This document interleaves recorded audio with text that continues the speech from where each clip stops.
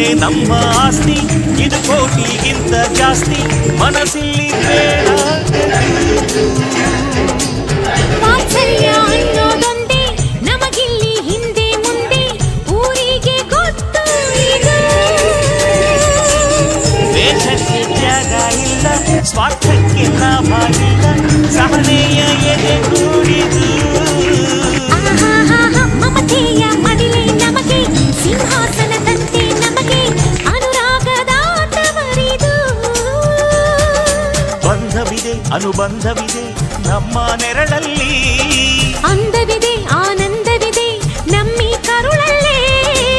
ಸ್ವರ್ಗಕ್ಕೆ ಎಣಿ ಹಾಕು, ಲೋಕಕ್ಕೆ ತಿಳಿಯಬೇಕು ಪ್ರೇಮ